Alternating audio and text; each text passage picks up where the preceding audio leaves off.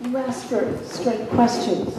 Well, this is, in fact, it's rather naive, but I really want to know two things. One is, what happened to those people in their cartel? Because that's what they were sort of doing. A classic Indian, you surround the boss, you surround the government, you lock them in. Did they win anything? The other thing is, as I understand it from history, there are lots of instances in counter-revolutions where the people that own the means purposely punish the people who are trying to make a revolution by withdrawing, the water, the light.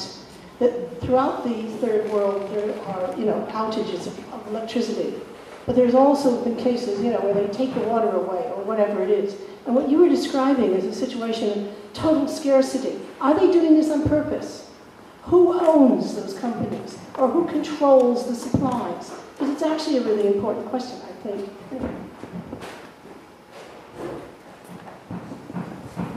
I was really shocked, actually, Dalia, to hear your account of how people's human rights are being abused if they demonstrate under the current regime. Partly because the impression if you listen to mainstream reports, you get the sense of being that Morsi's victory represents a bit of a victory for the movement, partly because of the fact that he sacked Tantawi and all the other big generals. And that's certainly the surface impression that you get if you listen to all these reports. But as your accounts of what's happened since he came to power to demonstrators shows, and also I think how Anne's talk also explains, it's not really that much of a victory, because it's the Brotherhood trying to get their paws on power by putting roots in the state, so that they don't actually fall victim, so that they can actually rule Egypt themselves. And not in the interest of the Egyptian people. I think we are going to see the continuation of neoliberalism unless the movement returns from below. And, it's still there's still massive strikes, but there seems to be something of a stalemate. Is I think what's the situation since revolution can be described as. And the 2 points in November last year where the movement failed to restart to recreate the sense of the crisis that erupted for the state back in February of the year. And the point also in June when the state failed to get their man in and had to make a deal with Morsi, kind of show how that stalemate continues.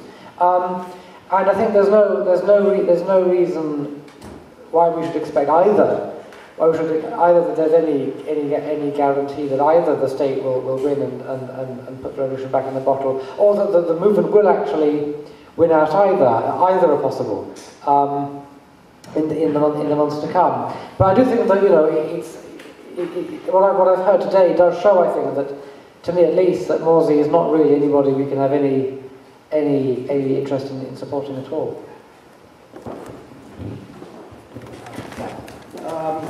What I'd like to raise is the question about... oh, do I have to switch it? Is it not working? Oh. What I understand, and I might be wrong about this, that the majority of the soldiers are not professional soldiers, but are recruited on a limited period that they do their military service. And therefore one would expect that they are closely linked with the ordinary people in Egypt. And one would expect that the left would be making propaganda, and I don't know if they are doing this, because one of the main things would be to split the army, as was done in the Russian Revolution. And I would like to know a bit more about it, and why, if the left hasn't done this, why it hasn't, and what program should be put forward in respect of this, because I think this is a crucial thing in breaking the hold that the army still has in Egypt. Thanks. Our army institution is quite a vast institution, but I mean, at least 80% of these soldiers that you are referring to, conscripted soldiers, people that could be my brother, my cousins, friends, are in the desert, are very vast deserts. I mean, I know when the football massacre happened in Port Said, for example, they gave the soldiers a holiday 3 days after, a 2-day holiday. And I was told that all they heard on the army radio was that the big surprise was that Al-Masri had beat Al-Ahli at the football game. That is essentially the extent of what will really reach the majority of soldiers in their barracks as they are conscripted. So what you'll see is conscripts leaving, ending their service, as they're finishing their services, coming out into a very different Egypt. And very quickly we're seeing a lot of integration from a lot of youths that I personally know that have just finished their service. They had no idea really about a large amount of the ins and outs of what's been happening in the past 2 years or so. And I think the army's been doing that very well, essentially, is keeping the majority of the soldiers in the dark.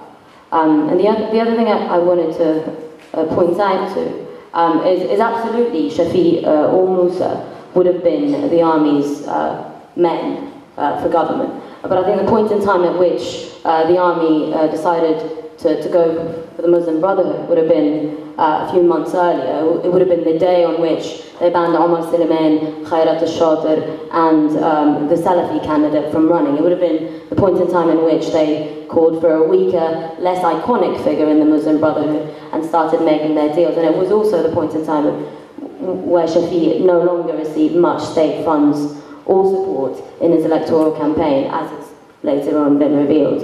But yeah, that's all.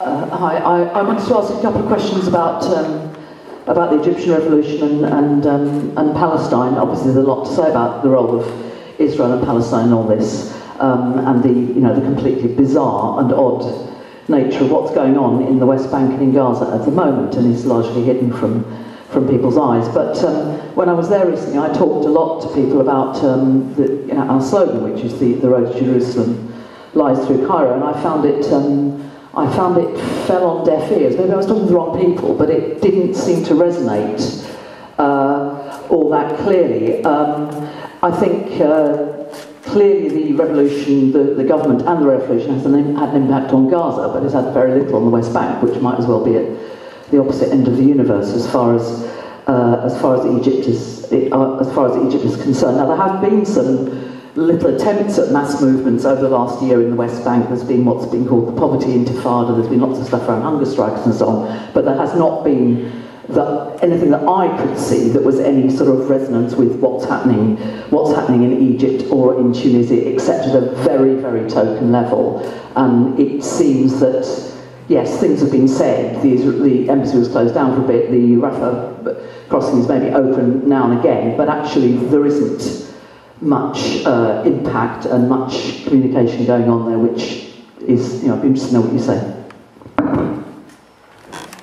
Yeah, Roderick said he was surprised that to hear what Dalia said about all the nasty things Morsi has done, because he thought that Morsi's victory was also a victory for the broader struggle against the military. Now, the word dialectics is immensely abused in Marxist discussion, but this really is a situation in which you need dialectics, because what's crucial is to understand just how contradictory the role is of the Brotherhood. Morsi's election was a defeat for SCAF. I don't agree with Hannah that it was all planned from the start, that the SCAF had been working towards a deal with him for the Brotherhood for months and so on and so forth. I think it was a very last-minute decision on their part, hence the crucial delay between the election and the announcement of the results, when they were sitting and debating, do we dare to declare our man Shafiq the victor, or do we have to make a deal with the Brotherhood? In the end, they decided that they had to make a deal with the Brotherhood. That was a setback for them, but at the same time, of course, Morsi has mounted all sorts of attacks, because the Brotherhood is a thoroughly bourgeois organisation that is seeking to stabilise the situation in Egypt along capitalist lines. And it's absolutely essential. I mean, there are important analogies between how the Brotherhood functions and how classic reformist organisations Brotherhood. It's not a complete analogy because of the Islamist nature of the Brotherhood, its bourgeois core, and so on and so forth. But nevertheless, in the context of Egyptian society, it has played the role of both expressing opposition to the regime, but also containing that opposition. This role won't stop because Morsi is in the presidency. As Anne said, the instability is going to continue now, and that will lead to all sorts of shifts and changes in the relationship between the Brotherhood and the military and the broader ruling class. That's the main point I wanted to make. The other point I wanted to make is that Dalia was talking about, one of the things Dalia was talking about, all the difficulties that revolutionaries have in relating to the larger working class. And I think that's true. One reason why they've had difficulty is because comrades have made the terrible mistake of staying away from elections, of giving way to the pressures to boycott the electoral process that, as I said earlier on, are very strong on the streets. That was a terrible mistake. The elections are one arena of struggle. It's one arena where the masses are present on a very large scale. It's one arena there, therefore, where the revolutionary left, if it got its act together, could speak to a much larger audience. It's been a serious mistake that they haven't done that up to now. It's a mistake that they need to correct completely and get beyond in the months ahead. I don't think it's a stalemate. Stalemate gives me a rather dead situation. I think it's more volatile. It's a tense equilibrium of weakness. It's more volatile than this. It's two armies. One of them formed itself much more and earlier than the other, and the other, our side, is forming itself much slowly and needs to learn. And on such process of successive approximations that we talked about in the morning. The fact that the Muslim Brothers are where they are today is, from my perspective, a very historic and important lesson for the working masses of Egypt. The Muslim Brothers today are much weaker than they were when they were in the opposition. Muslim Brothers in power, although it sounds oxymoronic, are much powerless or less powerful than they were in the opposition. On the other side, they are trying to recreate, almost in verbatim, almost step by step, everything that Hosni Mubarak had done. All the policies of Hosni Mubarak without the type of corruption that made the air stinky in Egypt. This, according to their better economists, was the main problem in Egypt. Everything in Egypt was going fine except for the corruption.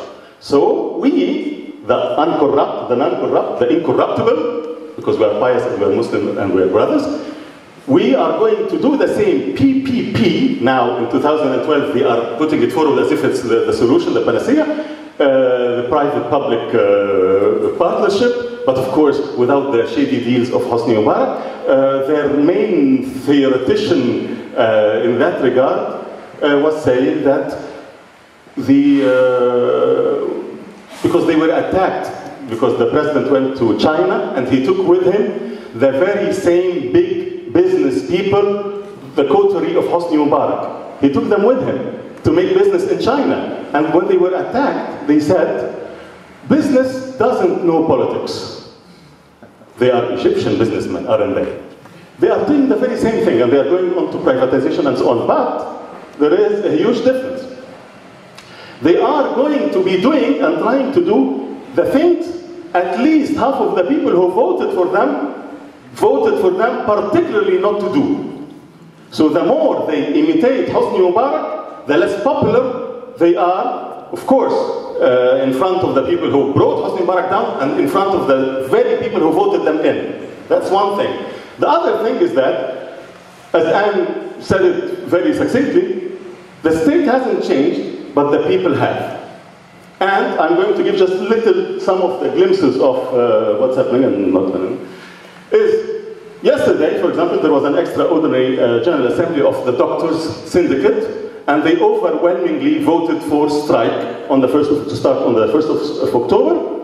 And the Muslim brothers in the medical syndicate were demolished, although it was one of their havens historically. The medical syndicate is the Muslim brothers, one of them. They were wiped out. They had even to run away. The general transport in Cairo is on strike. And they are not only on strike because they want higher wages, they are on strike, and they make it clear, they want a new fleet for a better service for the people. Why are the doctors going to be on strike? Because two main demands. One of them is higher wages, because the average doctor working in the government gets something like 90 English pounds a month, highly qualified. And the other, which is very important, and I'm trying to make a certain point here, is to earmark at least 15% of the budget for the health service, to be able to give better service for the people. All or most of the striking workers, you find this, one, they want more security, job security, they want better wages, and they also explicitly make it clear they want a better life for everyone, for the people they serve. They make this link very clear. Okay, they make this link very clear, and that is part of the process of the political leadership of the working class. We are representing you, we are serving you, and we are on strike to be able to serve you better. The self-organization of the organization, can I have 30 seconds? 30 seconds, okay, 20. Okay. Trade unions and self-organization is taking place everywhere. And the idea of strike, for example, just again to pinpoint this thing about the hegemony of the nascent sorts of hegemony of the working class, how other people are learning from them. The idea of strike, for example, is taking place everywhere. You are finding people who are striking who you wouldn't expect it anyway. Of late, street hawkers in Alexandria started a strike. Okay? Okay, do you want to hear something else? A couple of weeks ago, actually 1 week ago, okay, 1 week ago, some of the military officers who came from the ranks started a strike in front of one of the headquarters of the army, and they cut off the streets in Cairo, and they were calling for better wages and human dignity. Just to make you laugh at the end, just to make you laugh. Yes.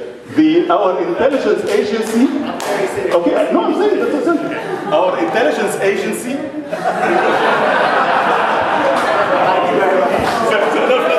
they weren't very happy about Morsi moving away what she said about the director. You know what they did?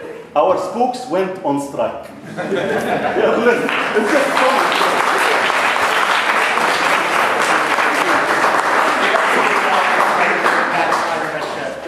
It's just funny. I think part of my question has been answered by Alex in the way in which the comrades in Egypt have related to the elections and kind of abstaining and supporting a kind of populist, somewhat non-socialist perspective on the power of electoral politics to promote our arguments with a wider layer. But I wonder if Anne and Dalia could speak to this a little bit. As last time I knew, the comrades they're very small there, obviously. They don't have the numbers that they need in order to have a profound influence on the shaping of the political landscape in Egypt. I mean, that would be too much to ask from such a small number of people. But they did seem to be quite heavily engaged in the local committees for the preservation of the revolution, which are like in the neighborhoods fighting for services like the water and the gas and the things that Dalia was talking about, and also involved in helping to launch the independent trade unions. So it seems like a good two-pronged approach.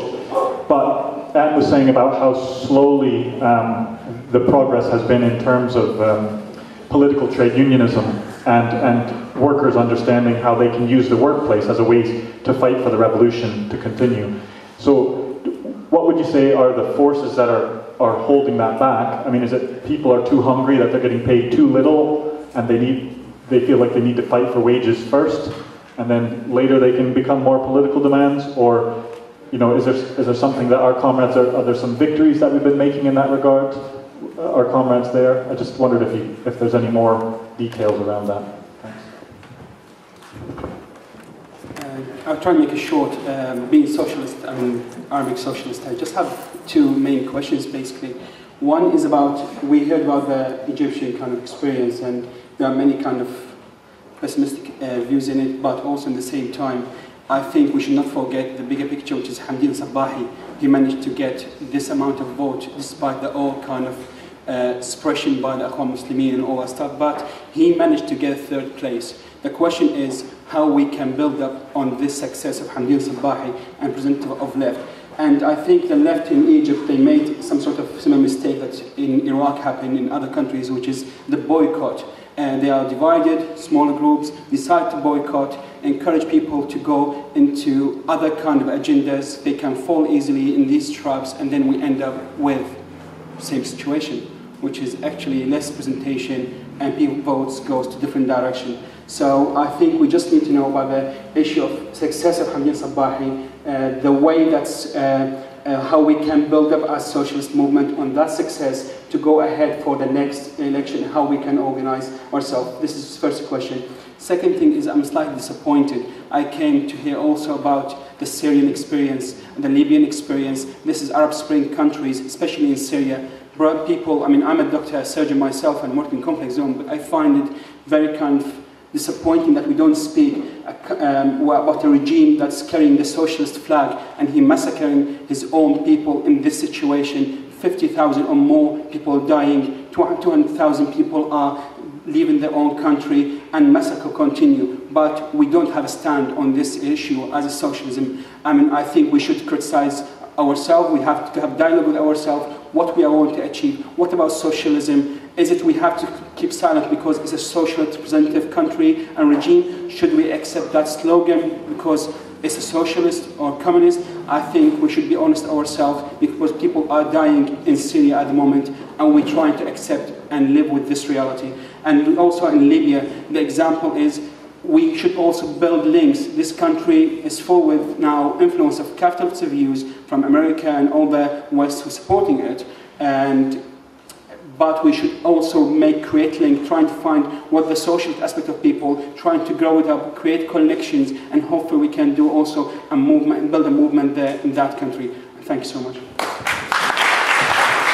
I just want to respond to the last speaker who raised very good points. And the first point is we should say death to Bashar, victory to the Syrian revolution, and that's the position of the Socialist Workers' Party, the International Socialist Tendency, our comrades in the Middle East. And the people who don't see that, frankly, are putting themselves on the side of counter-revolution. On the question of Sabahi, Sabahi has formed a current today, actually, called the Popular Current. It has to be, Anne and Dalia can expand on this, I think it has to be seen whether Sabahi is seeking to contest with the Muslim Brotherhood for access to SCAF, or to access to the state, or whether actually this is going to be something that opposes it. I think that's an open question, and perhaps that's one that you could come back on. But equally, as the comrade mentioned, it's vital to see the regional aspect here. This is not just solely an Egyptian phenomenon. This is, as people have often drawn the comparison with 1848, this is across an entire region. And it's being fought out in this way, roughly between, I would say, three forces, which are not always on the same side, by the way. Extremely complicated and variegated alliances emerge. One is the old regimes themselves, of which right now the primary kind of example is Bashar. Secondly, the mass forces, the actual kind of eruptive forces of the revolutionaries and the revolution. And finally, those who would like to overthrow or remove the regimes but want to contain the revolution, which is basically the Ikhwan, or the Muslim Brotherhood is the most at the forefront of this kind of stream. But that extends across the region to an alliance with Qatar, with Turkey. And that's what we're seeing. I think this is why, in particular, Syria has become such a bloody battlefield and so confusing for people who do not have the politics of socialism from below. So I think we have a continuum between, if you like, to use Neil's terms, I don't know if we're going to continue doing that, but between a political and social revolution. So the breaking of the state, or the removal of personnel from the state. At one end you have Tunisia and Egypt, and Tunisia is an extremely important example, I think, where actually the revival of calls for a second revolution is more advanced amongst the working class than it is in Egypt, in my opinion, at the moment. To Syria, where the state has essentially cracked, and Parliament's fallen away and has joined sections of the revolutionaries, which is a social revolution, but it's not a workers' revolution. You can't wish that into existence right now and say that there are strike waves of the kind that you have seen in Egypt. You haven't really, and that's to do with the long association of the main workers' organisations, or organisations that suppose themselves to be workers' organisations in the communist parties. There's never been just one in Syria, by the way, with the regime, and also the really tight control over any trade union organisation of the regime, and the fact that there have been strikes attempted, and people have been shot in their sit-ins and so forth. It's been a very, very tough, hard, militarised situation from the start. This isn't because the revolutionaries decided we want to overthrow this resistant regime on behalf of Zionism. It's because the regime is terrible, and it was doing this to protect its power, its property. But you do have a social character to the revolutions, which is that the revolution in Syria, which is that it is made up of largely the poor in the outskirts of the towns, in the provincial areas, and in the villages. I mean, when people came into Aleppo during the siege that we had recently, the FSA fighters were called Abu Shahata, the people who wear sandals made out of old tires, right, and kind of looked down upon by the urban, if you like, middle classes. Within the areas that have been liberated, there's a lot going on. I mean, there is sectarianism going on. There are sectarian forces, there are Qatari forces, there are all sorts of these interventions are going on. But fundamentally, you have a movement of collective self-organisation, which involves all kinds of people from all kinds of class backgrounds. And that's, again, just simply a feature of a social revolution. So for people who can't see that, it becomes very difficult to understand the Syrian revolution, and they fall into a really backward, dead end of supporting something that actually I'd say is no longer really even casting itself in the shadow of socialism or in the flag of socialism, but simply of its own nepotistic survival. I just want to pick up on a point from the last session, which if I understood correctly, Mike Haynes made about asking what scope there was for new poles of capital accumulation in capitalism today, because it seems to me this question is relevant to the programs of organisations like the Muslim Brotherhood that are seeking to take power in the Arab Spring. Because I think the question of their program, and to the extent to which it conflicts with the military that's been in control, can create openings for revolutionaries. So I'd just like to ask. I mean, this week in the news, I think the trial in Turkey came to fruition, which found the old generals guilty of trying to carry out a coup d'état, and it seems to me there are some parallels between Turkey, what the AKP have done, and what the Muslim Brotherhood are trying to do in Egypt in terms of trying to renegotiate the terms of Egypt's subordination to capitalist imperialism and find a greater scope for a more independent foreign policy, for instance. So there are some straws in the wind that we've seen over the past few months in terms of Morsi speaking out about Syria, in terms of making some overtures towards China, which suggests that he is seeking a more independent foreign policy. But at the same time, you see, the Brotherhood in Egypt continuing the siege of Gaza. You see them trying to contain the protests over the Islamophobic film from the United States. So I was just wondering if you could comment on that. Yeah, I wanted to make 2 points, or 1 point, and then ask a question. The first relates to this issue of the political economy. It seems to me that There are two kinds of regimes in the Middle East. There are those which are dependent on oil, and the fortunes of those go up and down with the price of oil. And there are those which are not dependent on oil, and they're in some considerable difficulties. They've depended very heavily on things like tourism, immigrant remittances, and so forth. And to an extent, Egypt's in that position, and Tunisia's in that position. Libya's obviously not. It does have some oil, despite the mess. Just to give you an indication of how tight these constraints are, I have the good fortune to live in the proletarian heartland of England known as Shropshire, and in Shropshire the fields change periodically, and a few years ago we had lots of oilseed rape, and over the last 2 or 3 years we've had lots of weird looking beans growing there. And I asked a farmer, he said, what are these beans? He said, they're high protein beans. Are you growing them for animal feed? I said, no, we're exporting them to Egypt, he said. Now, not for animals, but for food consumption there. Now, I think that's interesting, because what that tells us is that the political economy of Egypt is actually closely tied into the global economy. And they can only, in a sense, as a bourgeois state, dig themselves out of a hole if they can begin to put the economy back together again. And in the medium term, I'm not clear how they're going to do that. So I'm not sure that there is, if you like, a medium-term exit strategy. That means, of course, that when you're in Egypt, when you're discussing Egypt, you've got to think about where you're going to be in 2 or 3 years' time, as well as where you are now. The question about where we are now relates to a rather different thing. I think in the medium term, it's a stalemate. In the short term, maybe we can say there's a balance of forces. But one thing I know as a historian is that the one thing that the existing order always has on its side is time. You look at that time and time again in history, and you find that the cleverest people in a revolutionary situation are the people who advise the old order and say, don't rock the boat. Because people do get worn out after a while, and they particularly get worn out if they can't get water. One day, if you don't get water, you get very, very angry. If it happens week after week after week, the level of mobilization can't keep going on and on and on upwards unless you've got victories. Then it can go upwards. So my question is really this: if there is a kind of balance of forces, to what extent is time going to work against us? And to what extent can we also already see elements of time working against us in terms of people simply giving up and saying, I've had enough? Because for every good strike we can see, there might also be the strike that doesn't take place. And for me as an outsider, it's very, very hard to get a sense of this in terms of looking at what's happening on the TV. Hi.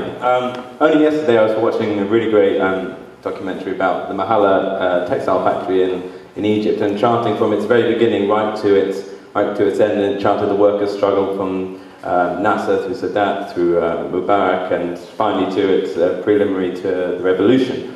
And what was struck at the end was Hossam, who was a comrade in the Revolutionary Socialists in Egypt, he said very explicitly that his faith in the only force that can overthrow the military regime and fulfill the current state of the revolution is the organised working class. And we have to remember that often in these revolutionary situations that isn't a given. People in the West and Egypt don't see the industrial working or the working class generally as that force.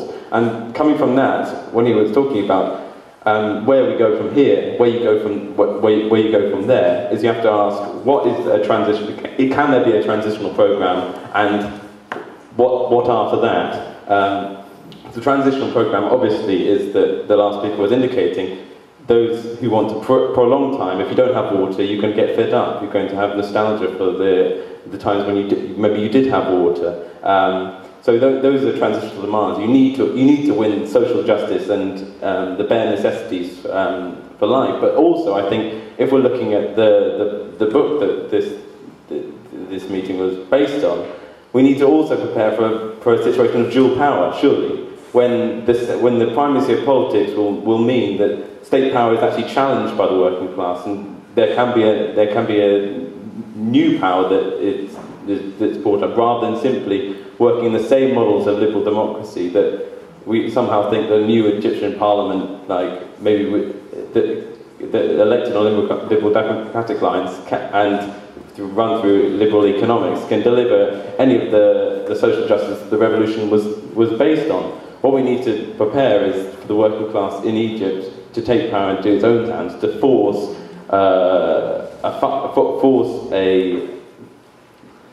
sort of reckoning with the old order, in which you can thoroughly transform the world and maybe have a knock-on effects in Europe and elsewhere? Thanks. Well, of course, there are some very important points raised during the discussion.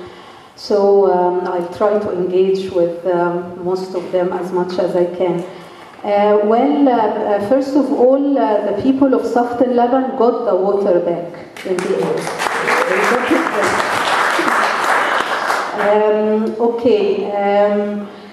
Poor maintenance of electricity companies, of water pipes, the inefficiency of the government all come into why these basic services are not delivered properly. Yeah. So there is this story about not putting enough money from the government's budget to repair even water pipes and stuff.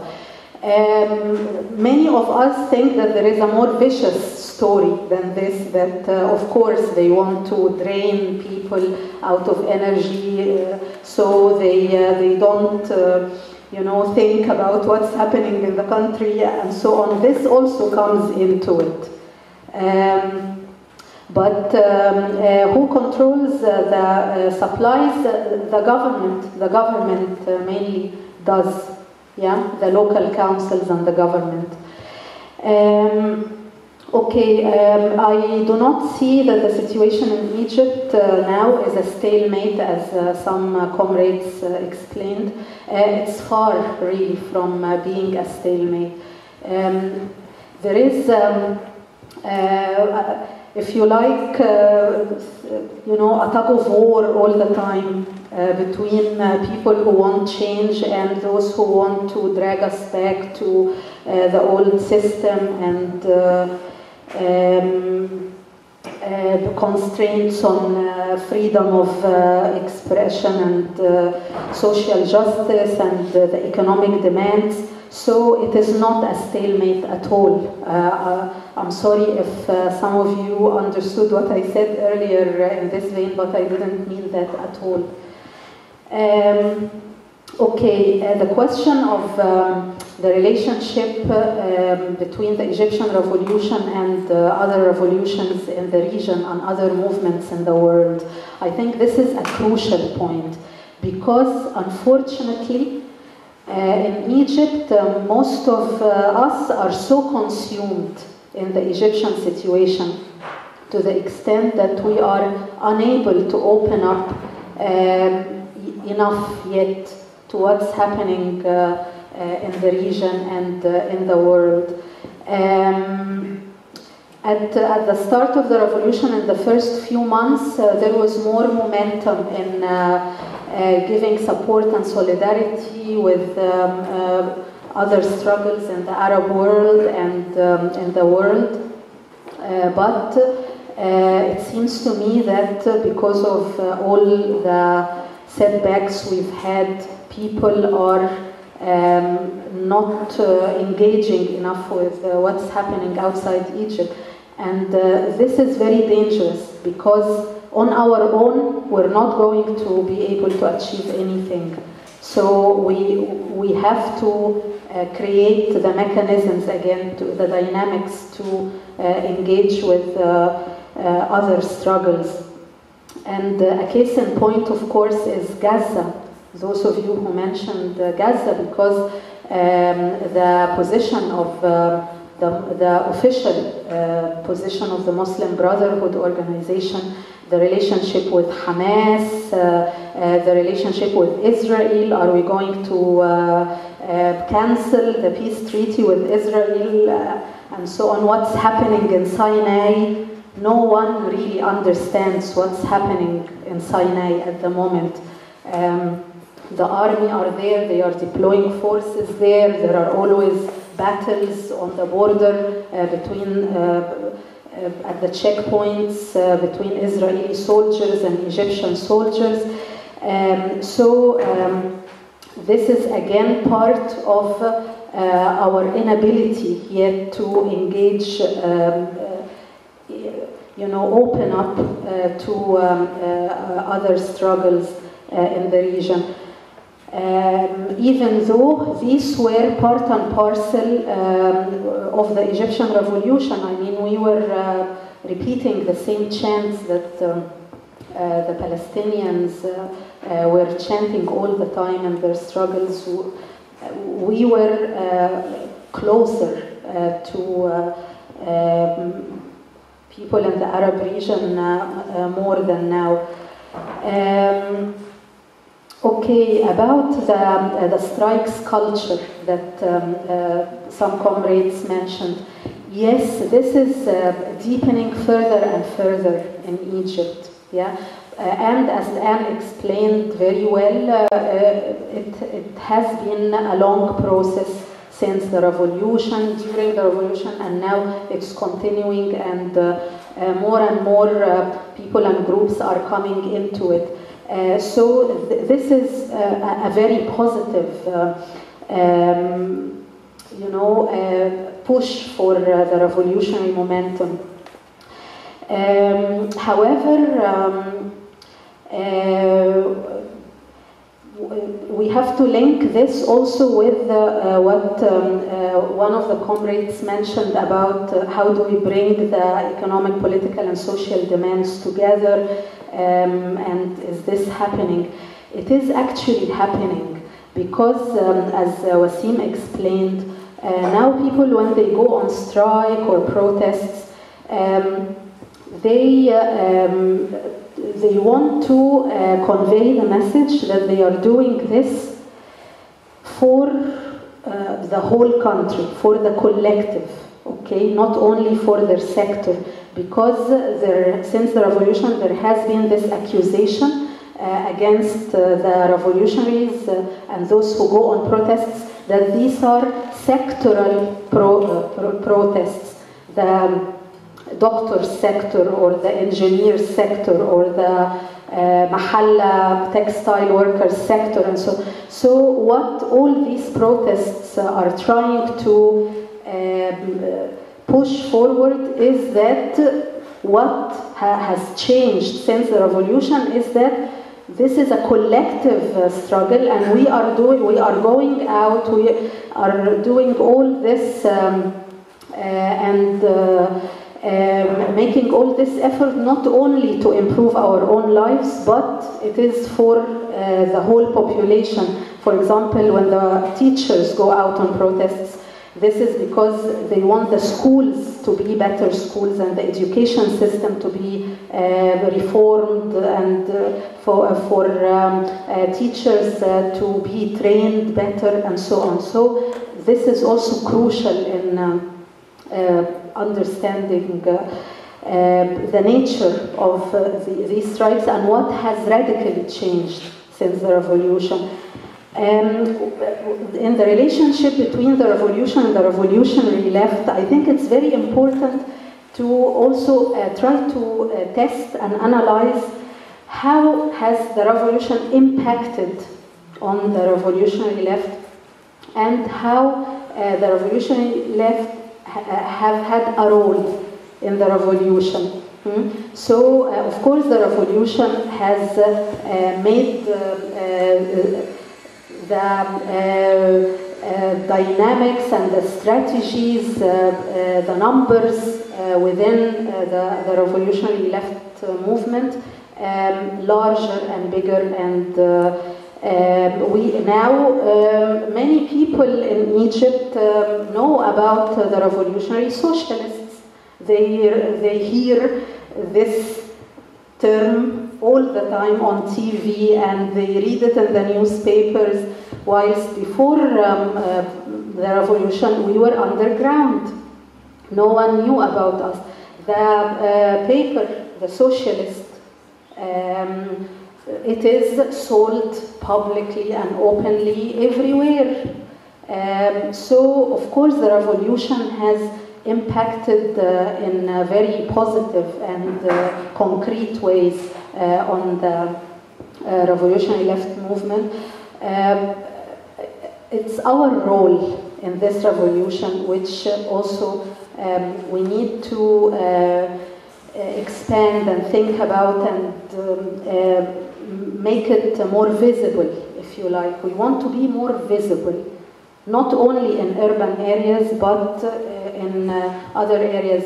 Yes, some of you mentioned about our numbers, that we are not a big organization, and this is true. But still, we can work more on how to push ourselves to be there in different areas. The popular committees for the defense of the revolution, which some of you mentioned, yes, they are, of course, working all the time on the streets and in popular areas. Yes, time might, make things for us more visible and concrete. I hope so. Okay, Hamdeen Sabahi. Okay, the question is, Hamdeen Sabahi really holds the Nasserist ideology, and it's like he wants to be another Nasser. Okay, to what extent are we in favor of this idea? Do we just support him because he's got a lot of followers and we can, be there in this movement, or what exactly? Are we going to be part of this popular movement that he is, creating and heading, or trying to be the leader of this current now in Egypt? Maybe Anne can talk more about Hamdeen Sabahi. She knows a lot about Nasser better than me. So yes, finally, to what extent time will work against us? I don't have a clear answer really. If the Muslim Brother and the Islamic groups will stay in power and will stay in control as long as there is a political vacuum, as long as other forces are not able to take over. So let's try to work very hard so we won't let them to do this. Thank you.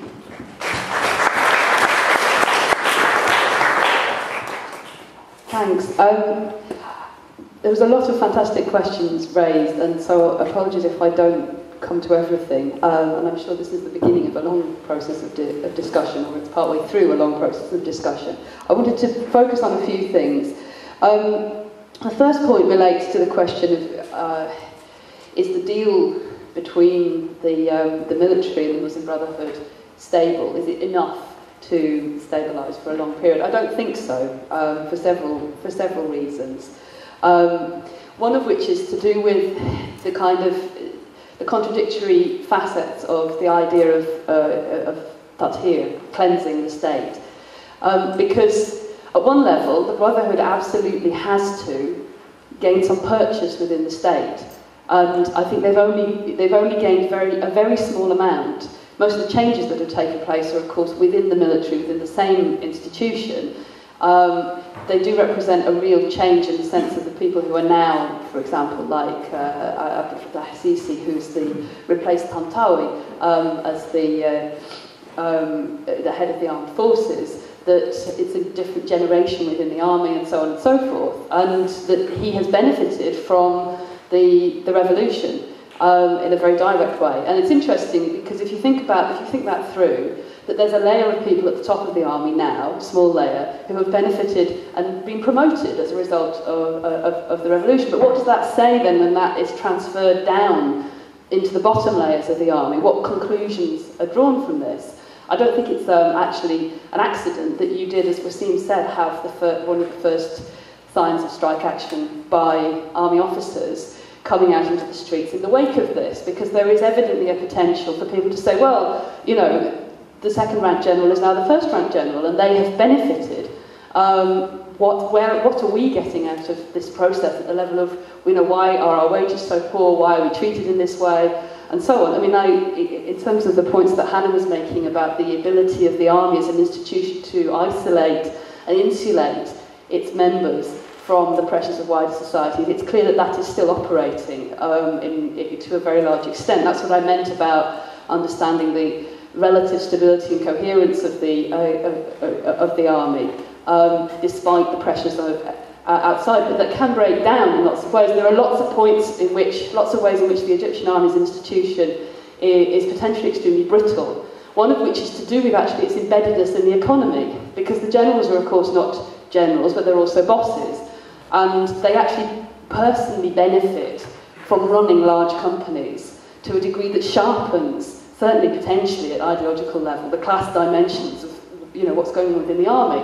So you have layers of junior officers who are paid not particularly very much, but the gap, it's obviously in all armies a hierarchical gap between junior officers and lower ranks and the top of the army. But when people like Tantawi and so on are also major players, capitalist players within the Egyptian economy, which they are, that has a potential to actually, that has a real potential to add to the instability or the vulnerability of the army as an institution, and of course the fact that it is a conscript, it's a conscript army, and so on. This question as well about the changes at the top and how they can they can feed into and encourage demands that are already being made from below. And as I said, the question of getting rid of people's immediate bosses who are still the figures from the old regime, the little Mubarak in your workplace, still has been a constant feature of strike action since the revolution began in February 2011. And again, this has a contradictory aspect for the Muslim Brotherhood, because take, for example, the ongoing strike by university workers, which is actually largely non-academic staff, I think. I mean, maybe lecturers have joined in, but as far as I understood, it's mainly manual workers and admin staff across at least 20 universities across Egypt. They had a very interesting number of demands, which are quite largely about pay and conditions and so on. But one of the demands was for the sacking of the head of every institution, every university, the vice-chancellor, and their re-election, or an election to be run, where the electorate is the entire staff of the institution, including administrators and manual workers. And you're talking about important public institutions. If you look at the trajectories of state officials in Egypt, some of them go from being vice-chancellors to being provincial governors. A couple of the two who were appointed recently, I think, have done exactly that. And they are important big public institutions. You can see how, if the Brotherhood is inserting people in the top of this process as part of the political settlement that's being reached from above, then they're facing demands that are being raised from below. That does have a potential for a dynamic to develop, which can destabilise and from that direction the deal that's been made. I mean, this is only one of many. When you talk about what's happening in terms of the Ministry of the Interior, again, because of course it's not simply a case of the Brotherhood and the people within the military who they have temporarily agreed with about a particular tactical manoeuvre in relation to the revolution, but there's also the counter-revolutionary, the more overtly counter-revolutionary factions within the army who wanted to go for a Chile-type option or whatever they wanted to do and didn't, are still very strong. They haven't actually been defeated. I mean, yes, Tantawi got sacked, but he also got decorated with high honours and so on, and they managed to keep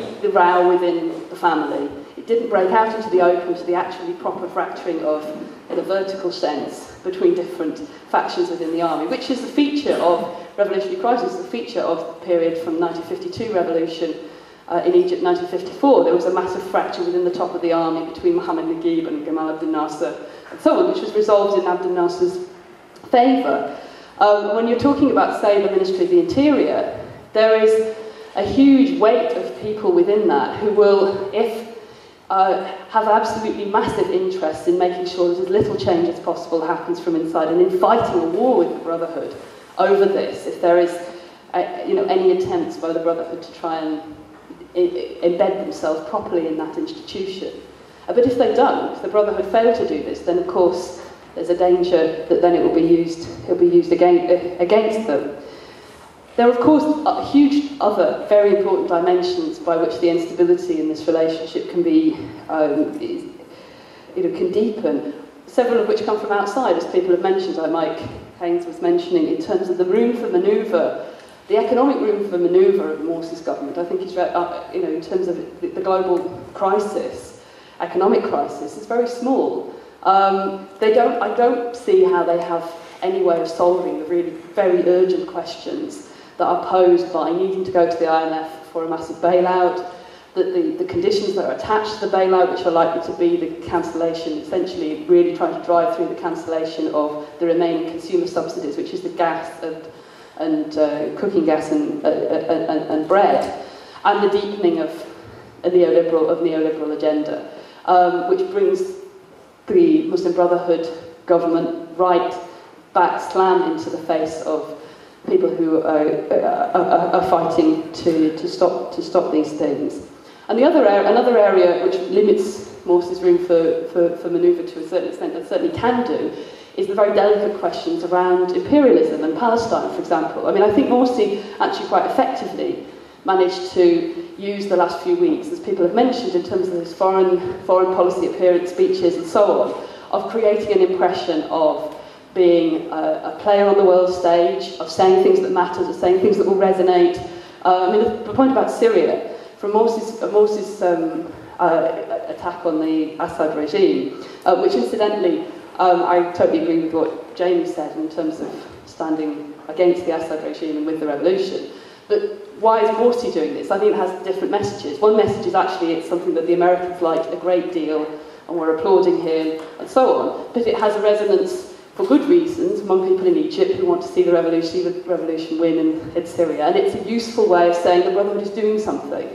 We're doing something, we care about what's happening in Syria. They organised, in some places, small marches in solidarity with the Syrian people around the time he made his speech. And, around the Islamophobic film protest, there's a similar dynamic. When you get onto the core of the issue around Palestine, though, it becomes incredibly problematic because, is Morsi going to cancel Camp David? Well, no, it doesn't look like he's going to do that.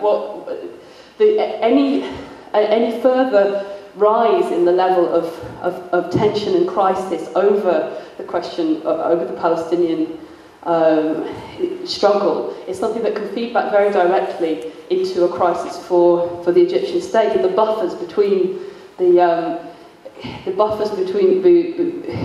between Morsi and that crisis are under intense strain.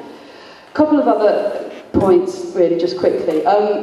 In relation to is it a stalemate or not? I mean, I think Wasim's point was well made, and I take that. I wasn't attempting, by using that word, I wasn't attempting to suggest people had exhausted themselves on either side in the struggle. But I think it's important to say that there's a change and a pause for breath, and that you have to understand the dynamic over time of the revolutionary process. That the state was under more strain at different points in the process than it was now. Morsi has more room for manoeuvre than we thought he would have done in June. I mean, to be honest, look, if somebody had said to me on the 17th of June that in less than 2 months' time Morsi will sack Tantawi and will be able to effect that degree of change within the top of the army, with people from the top of the army, I would have said, no, the chances of him being in jail at the revolution, entering a very different trajectory, I would have thought were much higher. As it happened, that didn't take place, and it's important to recognise those shifts and the changes in the balance of forces. And I totally agree with Alex about the timing issue. It's crucial to understanding the importance of the choice of saying we stand with Morsi against Shafiq in the election. That at that moment that was an absolutely crucial and right thing to do. 2 more points. The question of what holds back political trade unionism. In my experience of talking to people about this, I think there are a whole range of things, some of which are big macro level things that hold back political trade unionism in lots of places. I mean, that if you like, the separation between an idea of trade unionism is about bread and butter economic issues and that politics is a different thing is an argument we have here, and it comes up all the time. There are specific things in relation to the situation in Egypt, one of the things that made a difference is what the state does. The state created a space in which it was possible to be a reformist trade unionist. I mean, actually, I think in some cases syndicalism would be a political step forward for some of the people who I'm thinking of in this respect, because syndicalism in its classic sense, in the sense of how it developed before the First World War, actually did grapple with the issue about state power. Most of the people that I've been having arguments about this with, they're more thinking they want to create, stabilise a space to be reformist trade union leaders, and they think that will do. A lot of them are political activists elsewhere, and again, you know, there's the question about that separation. But it is true that for the first period of the revolution, after February, there was an opportunity, for example, to register independent unions legally. There's a legal space of a kind that's opened up that allows people to operate in that. And that increases people's sense that this is a viable option. I don't think it's a very stable space. I think it's only created out of the pressure from below that's forced the state to concede it. And it's not a tactic that the state's consistently pursuing. So the person who pursued that was the first Minister of Labour, Ahmed al-Borai, who then got sacked.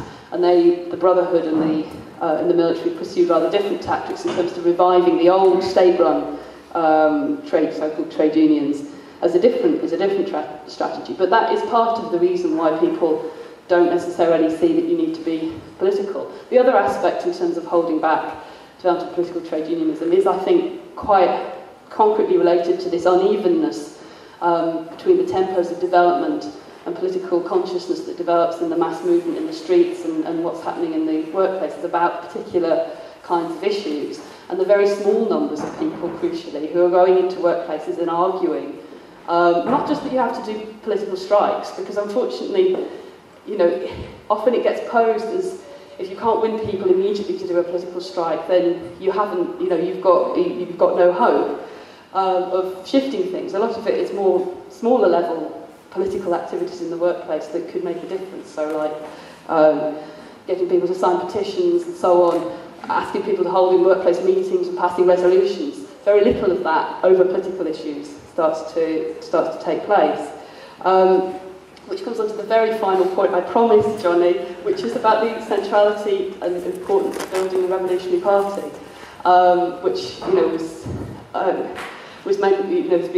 has been mentioned in passing. But I totally agree with the perspective that what's missing in the Egyptian context is an independent political organisation of workers that's rooted in the workplace.